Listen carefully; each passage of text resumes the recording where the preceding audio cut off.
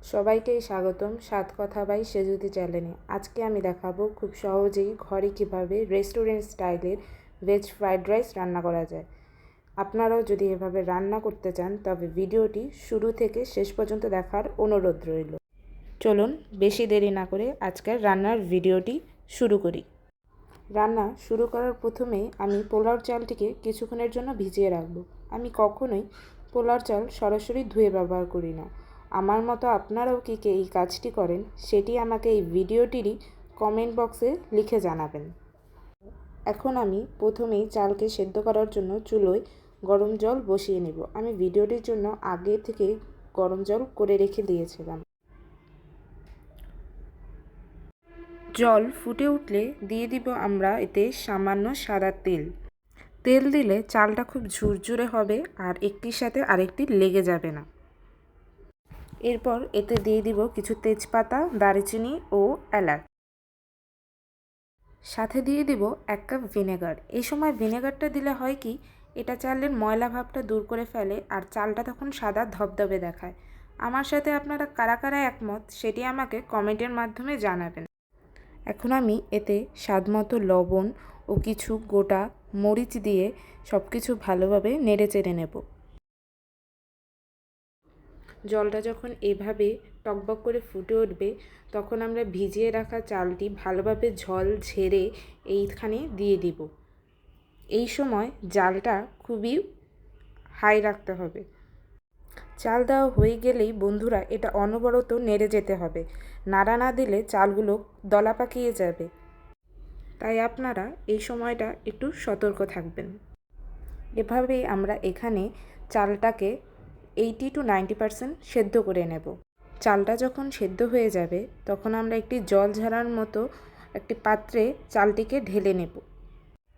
চালটা যখন সেদ্ধ হয়ে আমরা পাত্রে ঢালবো তখন আমাদের একটা জিনিস লক্ষ্য রাখতে হবে, আর সেটা হলো সেই চালে যেন কোনো মতেই কোনো ঠান্ডা পানি যেন না লাগে, কারণ এখানে ঠান্ডা পানি পড়লেই চালটা খুবই শক্ত হয়ে যাবে, যা খেতে একদমই বাজে দেখাবে। আমরা এখন এটাকে এক সাইডে রেখে দেব। আপনারা চাইলে এটাকে ফ্যানের নিচে কতক্ষণ রেখে দিতে পারেন। এরপর আমরা চুলোতে প্রথমে কড়াই বসিয়ে নেব এবং কড়াইটাকে গরম হতে দেব। কড়াইটা গরম হয়ে গেলেই আমরা এতে দিয়ে দেব সামান্য ঘি। আমি সম্পূর্ণ রান্নাটা ঘি দিয়েই করব। আপনারা চাইলে এখানে সাদা তেল ব্যবহার করতে পারেন। ঘি থেকে যখন তেল ছেড়ে দেবে তখন আমরা এতে দিয়ে দেব কিশমিশ, কাঠবাদাম, কাজু বাদাম, বাদাম। এই সব বাদাম এখন আমরা এক এক করে কড়াইতে দিয়ে দেব। সব বাদামগুলোকে আমরা এখন মাঝারি আঁচে হালকা ভেজে নেব। বাদামগুলো যখন ভাজা হয়ে যাবে তখন আমরা এতে দিয়ে দিব কিছু গাজর। আমি গাজরটা 2 মিনিটের মতো একটু ভেজে নেব।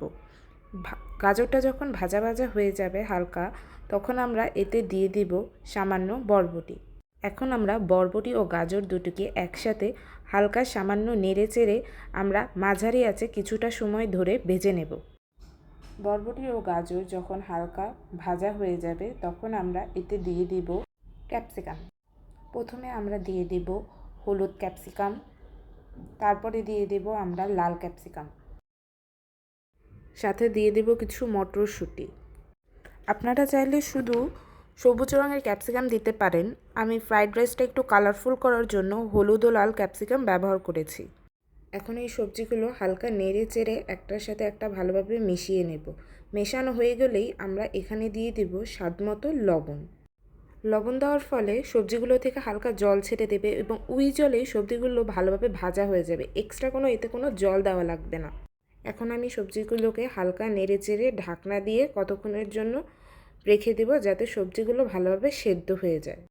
5 থেকে 10 মিনিট পর আমরা ঢাকনা খুলে যে দেখাই যাচ্ছে যে কত সুন্দরভাবে সবজিগুলো সেদ্ধ হয়ে নরম হয়ে গিয়েছে। সবজিগুলো ভালোভাবে ভাজা হয়ে গেলে আমি সেদ্ধ করে রাখা চালটা এর মধ্যে দিয়ে দেব। চালটা আগে থেকে সেদ্ধ করে নিলে এটা অনেকটা ঝরঝরে হয়, তখন সবজির সাথে মেশাতে কোনো সমস্যাই হয় না। চালটা আগে থেকে সেদ্ধ করে নিলে এটা অনেকটা ঝরঝরে দেখায়, তখন সবজির সাথে মেশাতে এটাতে অনেক সুবিধা হয়। আর আমরা যখন সরাসরি সেদ্ধ করে চালটা সবজির সাথে মেশাতে যাব, তখন চালটা গরম থাকায় মেশাতে গেলে চালটা দলা পাকানোর সম্ভাবনা থেকেই যায়। আমার মতামতটা তো আমি আপনাদের সাথে শেয়ারই করলাম। আপনারা কি মনে করেন সেটা আমাকে কমেন্টের মাধ্যমে অবশ্যই জানাবেন। চালটাকে এখন আমরা ভালোভাবে সবজির সাথে মেশাবো এবং হালকা কিছুক্ষণ সবজির সাথে আমরা এটা একটু ভেজে নিব। 5-10 মিনিটের মতো ভাজা হয়ে গেলে আমরা উপর দিয়ে সামান্য ঘি ছড়িয়ে দেব। এই ঘিটা দেওয়ার ফলে এর স্বাদটা দ্বিগুণ হয়ে যাবে।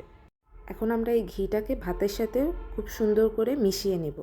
মেশানো হয়ে গেলে আমরা 2-3 মিনিটের মতো মাঝারি আঁচে এই ভাতটাকে সামান্য ভেজে নেব। রেস্টুরেন্টে ফ্রাইড রাইসে ভাজা ডিম, ভাজা মাংস এবং অনেক ধরনের সস অ্যাড করে, কিন্তু এখানে আমি কোনো ধরনের সস, ভাজা মাংস কিংবা ডিম অ্যাড করিনি, কারণ আমি এই সম্পূর্ণ রান্নাটাই ভেজ স্টাইলে করেছি। আপনারা যারা মাংস, ডিম খেতে পছন্দ করেন না, আমার মতে তাদের জন্য এই রান্নাটা একদম পারফেক্ট। আপনারা এভাবে বাসায় একবার হলেও ট্রাই করবেন এবং আমাকে তার রিভিউ দিতে একদমই ভুলবেন না। এখন আমি এটা একটা বাটিতে ঢেলে নেব।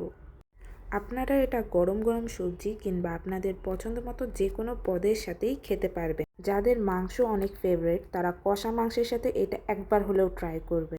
আর আপনারা যদি কষা মাংসের রেসিপি চান তাহলে এক্ষুনি কমেন্ট বক্সে লিখে জানান। আমি তাহলে অবশ্যই কষা মাংসের রেসিপি আপনাদের মাঝে শেয়ার করব।